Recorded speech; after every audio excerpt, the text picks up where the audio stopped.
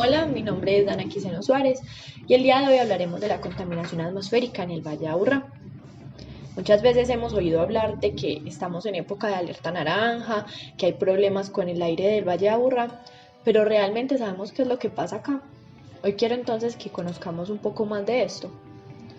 Lo que pasa en el Valle de Aburrá es que cuando tenemos grandes conglomerados urbanos, actividades industriales y la quema de combustibles fósiles, se comienza a modificar la composición del aire, creando episodios de contaminación que se pueden convertir en problemas ambientales y de salud pública. Ahí es donde entra el monitoreo de la ciencia, de algunos entes del Estado, que están todo el tiempo como pendientes de lo que puede ocurrir con el aire del Valle de Aburrá. Pero entonces, ¿qué es lo que hace que en el Valle de Aburrá ocurran estas cosas? Muchas veces nos podemos preguntar, pero es que, ¿por qué digamos en Bogotá o tal vez en otras ciudades grandes no vemos que cada cierto tiempo, porque es seguido, que vemos que se presentan estas alertas? Lo principal es que nosotros tenemos unas condiciones especiales en el Valle de Aburrá que favorecen la contaminación atmosférica. ¿Qué ocurre acá? Nosotros tenemos una topografía, que es lo primero, una topografía como estamos en un valle, estamos encerrados entre montañas. Entonces, como estamos rodeados de montañas y es un valle estrecho y estamos adicionalmente densamente poblados, o sea, estamos en un lugar pequeño con demasiada gente. También tenemos la meteorología, que es en épocas de lluvia, cuando por lo general se presentan estas alertas. Entonces tenemos nubes de baja altura, ventilación escasa y un clima cambiante. Y adicional, estamos emitiendo todo el tiempo contaminantes, ya sea producto de fuentes físicas, como son las industrias, o fuentes móviles, que son como el transporte. También el producto de actividades humanas que normalmente ocasionan emisión de contaminantes, cuando uno utiliza aerosoles o se realizan quemas, entre otras cosas. Entonces vamos a hablar como un poquito de cada una de estas partes de las condiciones del Valle de Aburrá. Lo primero, antes de comenzar a hablar de eso, quiero dar una definición de qué es ese PM2.5 o PM10 que a veces escuchamos. Se habla de esto como el material particulado respirable presente en la atmósfera de nuestras ciudades. Puede ser en forma sólida o líquida. Y se dividen en dos tipos según su tamaño. Se dividen en PM10 cuando tienen un tamaño de 10 micrómetros o en PM2.5 cuando son inferior a 2.5 micrómetros. Entonces, ¿qué es lo que pasa con esto? Como son demasiado pequeños, son partículas que fácilmente pueden ser respirables. Entonces, esas partículas son muy dañinas para el ser humano, pueden afectarnos nuestros pulmones. Entonces, cuando estamos en estas épocas, uno ve que la gripa aumenta, la gente empieza con más tos, todos esos problemas respiratorios salen más a la luz porque hay más aumento de estas partículas. Entonces, por ejemplo, acá en el Valle de Aburrá tenemos los dos tipos de partículas, que son contaminantes microscópicos emitidas por las fuentes que mencionamos anteriormente, las fijas, que son las fábricas, y las móviles, que son los automóviles o el transporte en general. También hay otras partículas como es el ozono troposférico y otros gases como es el SOx, que es el óxido de azufre, NOx, óxidos de nitrógeno, VOC, compuestos orgánicos volátiles, que se convierten en PM2.5. O sea, todas estas partículas pueden ser de diferentes gases, que como decía, pueden hacernos mucho daño. Ahora sí, comencemos a hablar de cómo son estas partes que afectan la contaminación en el Valle de Aburrá. Tenemos la topografía. La configuración del valle, ubicado en un entorno montañoso, constituye una condición geográfica adversa que es negativa para la circulación horizontal de las masas de aire. ¿Qué es lo que pasa acá?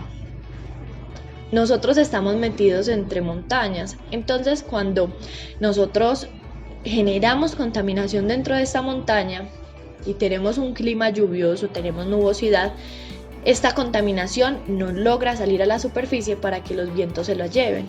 Los vientos pasan justo encima de las montañas. Es como por decir aquí en este dibujo, los vientos van a ir por aquí y si los contaminantes no logran llegar hasta acá arriba, es imposible que los vientos se la lleven. Entonces, este material particulado que nosotros tenemos presente en la atmósfera, ya sea porque es producido por las fábricas, por las fuentes móviles o por el ser humano, no logran subir lo suficiente, ¿cierto? Porque estamos metidos entre montañas, entonces ahí tenemos una dificultad, el aire pasa por encima de ellas. Pero esto es combinado pues con otras cosas, no es solamente eso. Miremos acá una imagen del Valle de Aburrá. Como vemos, los vientos van pasando en la parte de acá arriba donde están estas nubes. Entonces, si tenemos nubes más bajas que están a la altura de las mismas montañas, no logran alcanzar. La segunda parte es la meteorología. La estabilidad atmosférica y la baja ventilación ayudan a que sea más difícil una buena calidad del aire. Entonces, en nuestra región, la ventilación de la troposfera baja, que es lo que les decía, lo que está muy al contacto de la tierra, y la remoción de estos contaminantes por dispersión, que es cuando el aire se los lleva, se ven afectados por las características cambiantes de la meteorología y la climatología. Entonces, si nos hemos dado cuenta, por lo general estas alertas se presentan en los meses de marzo y noviembre, y si observamos esos meses son donde se brindan temporadas de lluvia. Entonces, como tenemos temporadas de lluvia, no logran esos contaminantes sobrepasar las nubes y ser llevados por el viento. La estabilidad atmosférica es la tendencia de la mezcla de la atmósfera entre aire y un contaminante debido a la generación de turbulencia por fuerzas naturales. Es la combinación del aire normal que nosotros respiramos con este contaminante que por la meteorología, por el clima que vamos a tener en estas épocas, impide que este contaminante salga, sino que todo el tiempo va a estar rodeándonos. Entonces lo que ocurre es que en estas épocas del año, las capas de nubes de baja altura, como les explicaba, ocasionan la acumulación de contaminantes. Como las nubes están tan bajas, estos contaminantes no logran subir lo suficiente para ser llevados por los vientos. Entonces siguen recirculando en el mismo lugar donde estamos. Y por eso es que se presenta durante los meses de marzo, que es cuando pasamos de una época seca a una época de lluvia, y volvemos a tener el mismo fenómeno en noviembre, que vuelve a ocurrir lo mismo. Y por último, hablemos un poquito de las emisiones. Las emisiones que nosotros tenemos acá son generadas por una región densamente poblada. Acá tenemos muchas personas, tenemos muchas fábricas y tenemos muchos carros, muchos taxis, muchas fuentes móviles que van a afectar esto. Yo por aquí tengo un gráfico hecho por el área metropolitana en el cual observamos lo siguiente. Ellos hacen una comparación entre las fuentes móviles y las fuentes fijas. Y si nos damos cuenta, las fuentes fijas solamente son el 18% de la contaminación, comparados con las fuentes móviles, que son el 82%. Entonces uno se puede decir, pero ¿cómo así? ¿Cómo es posible que un carro produzca más contaminación que una fábrica? Y eso no es cierto, una fábrica produce más contaminación. Lo que ocurre es que si comparamos la cantidad de fábricas y la cantidad de carros, ahí es donde cambia. Vamos a tener muchos carros, muchas fuentes móviles produciendo al mismo tiempo contaminación. Por eso es que superan las fuentes fijas. Aquí en la categoría de fuentes móviles nos muestran qué porcentaje de contaminación emiten.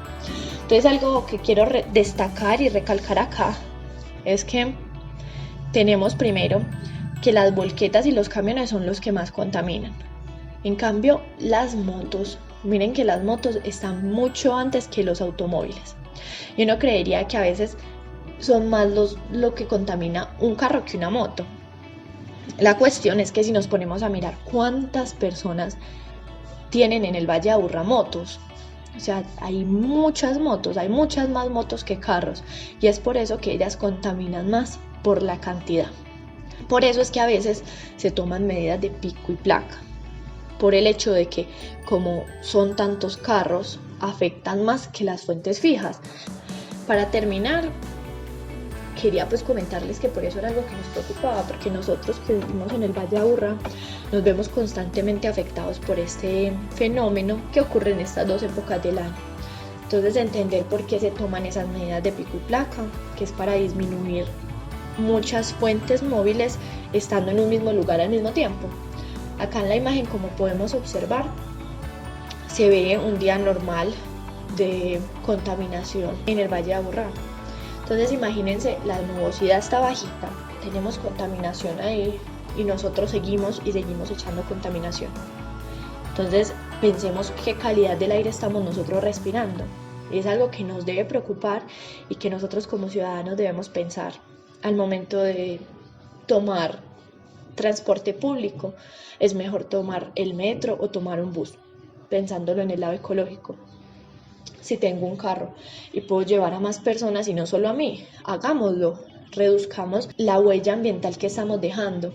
Por eso quería decirles que muchas gracias y que tomemos un poco de conciencia de que a veces no entendemos por qué el gobierno toma algunas medidas o no entendemos por qué ocurren estas cosas aquí y en otras ciudades más grandes no. Bueno, la idea era que hoy aprendiéramos un poco más de esto y reflexionáramos de que nosotros sí podemos tomar medidas, reduciendo nuestro consumo de fuentes móviles. Esto es algo como para que aprendamos todos.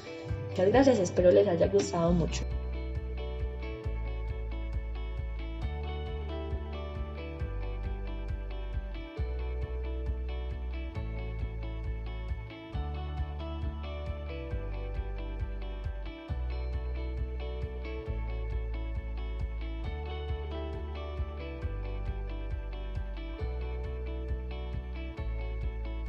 Hoy les quiero hablar sobre las ballenas, cómo ayudan a la salud de los océanos y también cómo ayudan a mitigar el cambio climático. El orden de la presentación es el siguiente. Primero vamos a hablar sobre qué son las ballenas, luego vamos a pasar a conocer sobre la salud de los océanos y cómo éstas influyen en el cambio climático y por último, para finalizar, las conclusiones. ¿Qué son las ballenas? Las ballenas se encuentran dentro del orden de los cetáceos y concretamente el de los cetáceos misticetos, las cuales conforman la familia de los balaénidos o de las ballenas barbadas. Aquí tenemos entonces una imagen de las ballenas. Estas están clasificadas en tan solo 4 especies divididas en 2 géneros, Balaena y Eubalaena. Estos animales pueden llegar a medir entre 25 y 32 metros. De los ejemplares más grandes pueden llegar a pesar hasta 180 toneladas. La ballena azul, que hace parte de la especie de los balaénidos, es el animal más grande del mundo en la actualidad. Estos mamíferos, a diferencia de los peces, tienen la cola dispuesta en horizontal, lo que les facilita la ascensión a la superficie donde deben subir para respirar.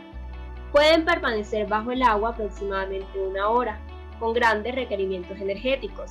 Las ballenas se alimentan generalmente de pequeños crustáceos y de krill, que obtienen por la filtración del agua del mar a través de sus barbas. Habitan en todos los océanos en los que se desplazan en largos viajes, migraciones, desde los mares fríos, donde se alimentan, a los más cálidos, donde se aparean y reproducen. Después de una gestación casi de 12 meses, dan a luz a una sola cría, cuya esperanza de vida está en torno a los 30 años. Aquí quiero que veamos el gran tamaño de la ballena respecto al de nosotros, los seres humanos. La salud de los océanos y cómo estas ayudan.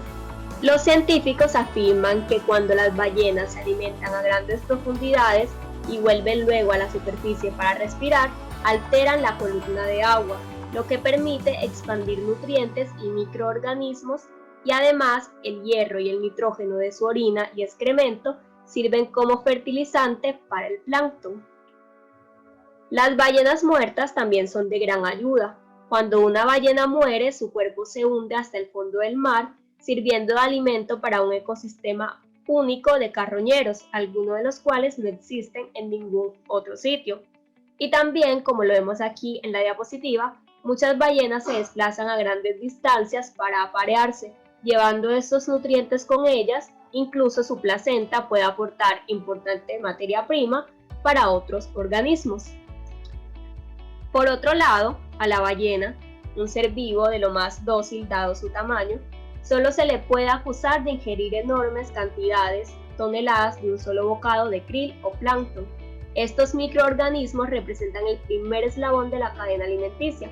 Alguien podría pensar entonces que con su alimentación la ballena amenaza el equilibrio en el mar, pero hacen justamente lo contrario. A través de sus heces, que tienen una alta flotabilidad, fertilizan la superficie marina. Como son animales de grandes dimensiones, el volumen de las defecaciones es muy importante y ejerce de abono para el crecimiento del plancton, que sirve de alimento para el resto de peces. Por tanto, no restan nada a la cadena alimenticia, sino que la suman. La ballena, como también es conocida como el gran azul, ha absorbido más del 90% del calor adicional que han generado los seres humanos desde la revolución industrial. También el hecho de que vayan a alimentarse a grandes profundidades facilita que los nutrientes se desplacen desde el fondo hacia la superficie y que el plancton florezca. Y resulta que este plancton, la base de la cadena marina, actúa como uno de los mayores consumidores de CO2, dióxido de carbono, que hoy se encuentra en la atmósfera. Así que están haciendo un papel de amortiguación del incremento de este gas que produce la actividad humana. Se conoce también que las ballenas tienen un doble ciclo, ya que el excremento de ellas en contacto con el sol genera fitoplancton. Estos organismos absorben el dióxido de carbono de la atmósfera, que es un proceso que ayuda a regular el clima. Y por otro lado, el ciclo comienza con la ingesta de millones de microorganismos o fitoplancton en las profundidades marinas. Más tarde, las heces se concentran en la superficie en forma de abono, que en contacto con el sol generan el crecimiento del fitoplancton. Vemos entonces cómo la ballena, a medida que va por la superficie y el fondo, tiene un doble ciclo que ayuda a mitigar el calentamiento global o el cambio climático. Es por esto que la ciencia ha descubierto que las ballenas colaboran activamente para frenar el aumento de la temperatura de la Tierra. Cumplen entonces un rol muy importante en el ecosistema y también son de los animales más importantes para la producción del oxígeno que respiramos. Es por esto que vemos muchas campañas sobre no solamente salvar a los océanos, sino también a las ballenas, por el rol importante que éstas tienen para la salud de los mismos y también para la mitigación del cambio climático. Muchas gracias.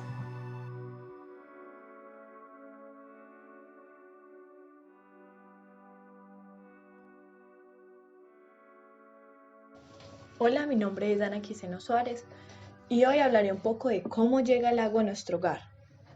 Posiblemente nunca nos hayamos hecho esta pregunta o no hayamos encontrado la forma de responderla. Por eso, hoy vamos a hablar de algo tan sencillo y cotidiano como abrir la canilla y ver salir el agua. Tras de todo esto hay un proceso largo que el día de hoy aprenderemos a ver cómo funciona. El ciclo integral del agua comprende desde la captación, potabilización y tratamiento del agua recogida del medio natural, hasta su distribución y recogida del líquido para su posterior depuración o su posterior tratamiento después de usarla, y devolución al medio del que se ha obtenido en condiciones óptimas que no perjudiquen el medio ambiente. El proceso abarca desde el abastecimiento de aguas hasta el saneamiento de aguas residuales. Primero, ¿qué es la captación? Es donde se realiza la recogida del agua de una fuente hídrica por un sistema de bombeo. Controla entonces la cantidad de agua que se suministra a la planta de abastecimiento. Y en esta zona de captación se instala un equipo el cual va a abastecer esa agua potable, que también se conoce como agua bruta, para que sea captada y sea llevada a la planta de potabilización. El abastecimiento de agua se recoge de dos fuentes hídricas importantes, que son las aguas superficiales, que son los embalses y ríos, y las aguas subterráneas, que son los pozos o manantiales. Entonces acá en el dibujo, en la figura, vemos que estos son los ríos, que son aguas superficiales que están sobre la tierra, mientras que las aguas subterráneas están dentro de la tierra. De acá también se puede captar agua para consumo. En el Valle de Aburrá se obtiene en su mayoría el agua que nos abastece a nosotros del embalse Río Grande 2 y el embalse La Fe, ubicados en el oriente y norte. Después de esto procede la potabilización. ¿En qué consiste la potabilización? es donde se realiza un proceso químico para limpiar el agua para ser consumida. Allí se aplica un tratamiento más o menos complejo para obtener un agua rica en oxígeno.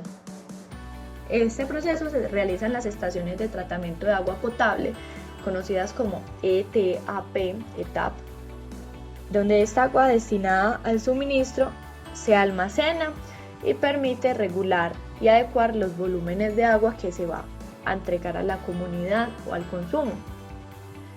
Por lo general, estos depósitos de agua están ubicados en puntos elevados, lo que permite que sea más fácil su distribución. Para comenzar el proceso de potabilización, se toma el agua y esta llega a unos estanques de sedimentación. En estos estanques se deja que las partículas se posen en la parte de abajo para que el agua limpia fluya al siguiente tanque, donde hay un filtro químico de hidróxido de aluminio o tratamiento de ozono, donde se trata de quitar de manera química otras partículas que son nocivas. Posteriormente se lleva a un estanque de filtración, donde, como dice, se filtra o como se cuela aquellas partículas que son más pequeñas, que pueden ser de polvo, arena, entre otras cosas, para que ya el agua proceda a un agregado de cloro para que ya quede potable y pueda ser consumida. Después de acá de ser potable, ella es guardada en unos depósitos altos para después llegar a nuestros hogares. EPM cuenta con 13 plantas de potabilización situadas en el Valle de Aburrá, ubicadas en Caldas, San Antonio de Prado, Aguas Frías, San Cristóbal, La Yural, La Cascada, La Montaña, Villahermosa, Manantiales, Barbosa, Palmitas, San Nicolás y Río Negro. Son las que nos abastecen a nosotros en el Valle de Aburrá. La red de abastecimientos. El agua potable se distribuye a los hogares por la red de tuberías. El agua que es almacenada en los depósitos se lleva a sus consumidores, que pueden ser hogares, para empresas y para el comercio. Es importante en el cuidado de la red evitar fugas, identificar cualquier avería, cualquier problema que puede resultar, reparar y reemplazar cualquier daño y mantener los niveles óptimos del consumo de agua. ¿Cómo llega entonces el agua a nuestras viviendas? El agua, justo cuando ya está a punto de llegar a nuestras viviendas, cuenta con varias partes. La primera, que es la acometida, que normalmente está fuera de los edificios, fuera de las casas, y es como una derivación de la tubería de la red de distribución. Es un diámetro más pequeño, o sea, de acá se conecta con la red más grande de tuberías.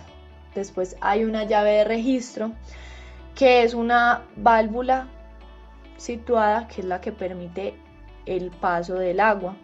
O por ejemplo, cuando se quiere hacer un mantenimiento de la red, se cierra para que no pase. También hay una llave de paso que cumple la misma función de la llave de registro, solo que en algunos lugares está la llave de registro o llave de paso.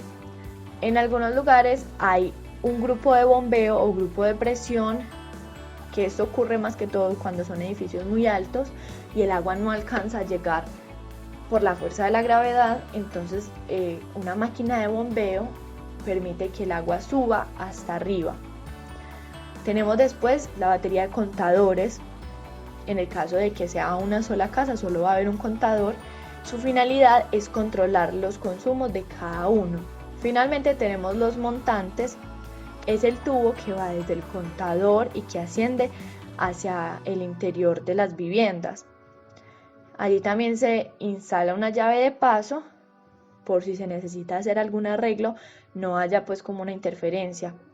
Tenemos la red de alcantarillado, que es la que va a llevar nuestra agua ya usada, que comenzará a recibir el nombre de aguas residuales, las llevará a una planta de tratamiento de aguas. El agua que utilizamos, que ensuciamos y deja de ser potable, es recogida por el alcantarillado y esa es agua que es usada en casas, colegios e incluso el agua de lluvia es recogida por ella. En el tratamiento de agua se realiza una limpieza antes de enviar el agua a la fuente hídrica. Llevamos entonces el agua por los conductores del alcantarillado a la planta de tratamientos, que allí se van a separar los contaminantes como aceite, restos de comida, papel, entre muchas cosas más. Para esto se tiene un proceso. En este proceso, cuando ya entra el agua residual por el alcantarillado, llega a un pretratamiento que es donde se remueven los sólidos flotantes de gran tamaño, como son las arenas, las grasas que están presentes en estas aguas negras. Por eso acá vemos esta primera parte donde hay un desarenado, tamizado y desengrasado. Eso es indispensable para hacer un correcto manejo de las aguas. Después pasa a un decantado. Allí se eliminan los sólidos en suspensión. ¿Qué es eso? Algunas de las cositas que digamos son muy pequeñas y no logran quedarse acá y continúan pues en el proceso, aquí son puestas en reposo para que queden en el fondo y el agua que ya no las tiene pase al siguiente tratamiento. En el decantado se realiza por medio de un proceso de sedimentación simple, que es, como les decía, donde las partículas se quedan en el suelo, o asistida por sustancias químicas. Allí se deja por un tiempo antes de pasar a la siguiente etapa. Algunas veces se le agregan compuestos químicos, que es aluminio o sales de hierro, para completar ese proceso. Después pasa a la siguiente fase, que es el tratamiento biológico, donde se elimina la materia orgánica en estado coloidal a través de un proceso de oxidación de naturaleza biológica. Esto se da con la ayuda de unos lodos, donde hay unos, digámosle, animalitos que nos ayudan a consumirse, a tratar estas aguas que hay acá, a llevarse aquellas cosas tóxicas que todavía continúan en el agua, donde hay un proceso aeróbico y anaeróbico, como les digo, por estos lodos, y después hay un proceso físico-químico donde se remueven las cantidades extras de sólidos sedimentales. Esto es como algo extra, no en todas las plantas de tratamiento están. Y finalmente ya se limpian los lodos, se sacan los lodos pues que ayudaron en el tratamiento, y ya el agua puede ser dejada a la naturaleza. En EPM se cuenta con 3 plantas de tratamiento de aguas residuales, que es San Fernando, El Retiro y Aguas Claras. Por último, tenemos la reutilización y vuelta a la naturaleza. A veces esta agua tratada se puede reutilizar en lo que es el riego y lavado de calles, y la que no se reutiliza vuelve de nuevo a las fuentes hídricas y se mantiene el agua en su ciclo natural. Entonces aquí vamos a ver finalmente todo el ciclo.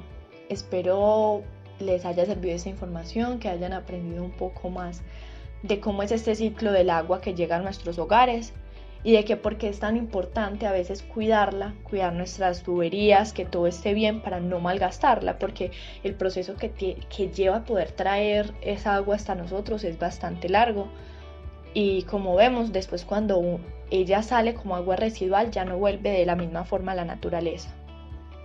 Muchas gracias.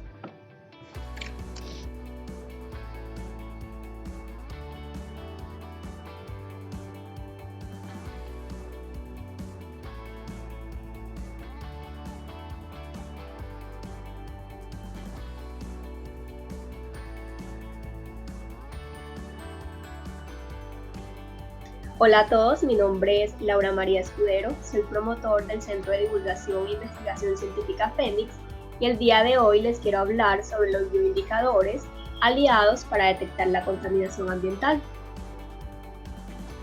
Antes que nada les quiero mostrar el orden de la presentación.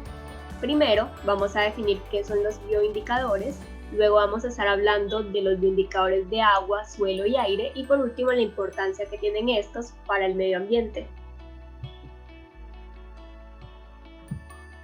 Los bioindicadores son organismos de los sistemas biológicos que son utilizados para determinar factores del ambiente. Los bioindicadores contienen parte de la información ambiental que los rodea. Puede tratarse de una especie animal o vegetal o un grupo de especies que refleja el estado abiótico o biótico del medio ambiente. Ellos representan el impacto de los cambios ambientales en el hábitat, comunidad o ecosistema. Acá en esta imagen podemos ver los distintos tipos de organismos que son utilizados como bioindicadores. Se considera también que los bioindicadores o indicadores biológicos deben ser sensibles a cambios en el medio donde habitan, abundantes y fáciles de encontrar.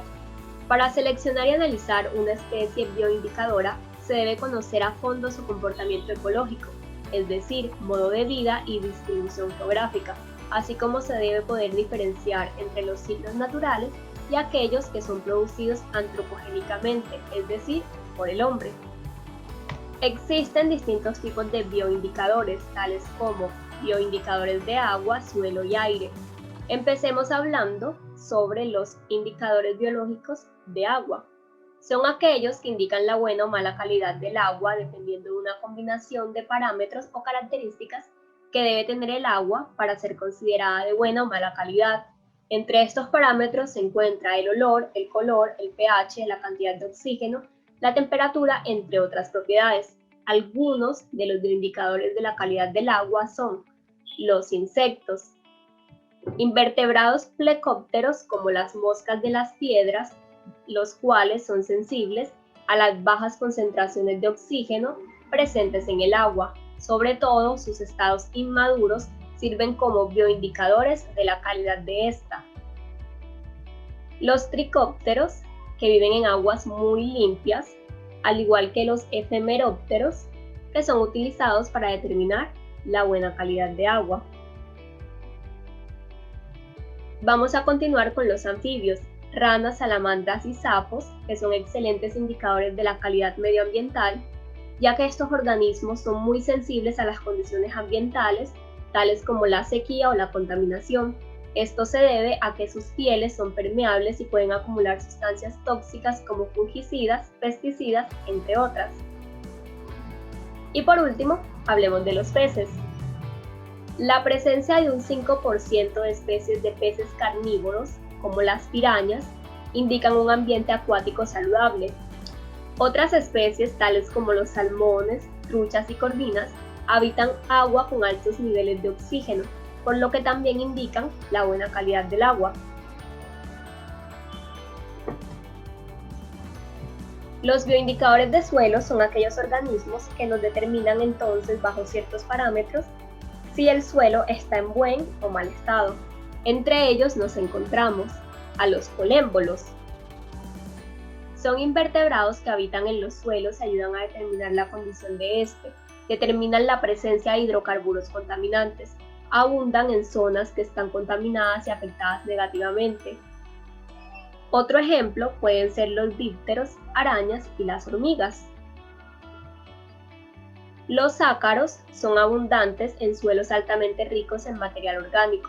No se encuentran en tierras pobres y tampoco en tierras contaminadas. Y los hongos detectan también los compuestos tóxicos que se encuentran en el suelo. En los bioindicadores de calidad de aire encontramos líquenes, geckos y abejas. Suelen ser confundidos con las plantas, pero los líquenes son una simbiosis entre un hongo y una alga fotosintetizadora. Son usados para detectar sustancias de hidrocarburos, ácidos y otras sustancias tóxicas que se encuentran presentes en el aire. Esto se debe a que son capaces de acumularlas en sus tejidos. Los geckos son unos animales muy sensibles a la contaminación del aire, ya sea por dióxido de azufre y otras emisiones de gases por las industrias. Las abejas Estos animales son bioindicadores de la contaminación del aire urbano gracias a la estructura de sus patas que pueden retener partículas de aire y de esta manera conocer la existencia de agentes tóxicos. Quiero detenerme un poco aquí en las abejas y hablar un poco de estos insectos. Son catalogados como el ser vivo más importante del planeta Tierra. Son polinizadores por excelencia y tienen una función para el equilibrio de la naturaleza, ya que contribuyen activamente a la supervivencia de plantas que se reproducen gracias al transporte de polen que llevan a cabo estos animales al alimentarse de su néctar. Muchas de estas plantas las usamos para producir la mayoría de nuestros alimentos, es decir, de ellas depende la seguridad alimentaria del planeta Tierra. La mala calidad del aire podría ser devastadora para los organismos que son clave para la existencia humana. Podemos entonces darnos cuenta no solo de la importancia de las abejas para la vida del planeta, sino también del resto de organismos vivos que son usados como bioindicadores. Gracias a ellos es posible evaluar el impacto de la actividad humana, advierten también los cambios ambientales y evalúan los efectos tóxicos y la riqueza de especies. Muchas gracias.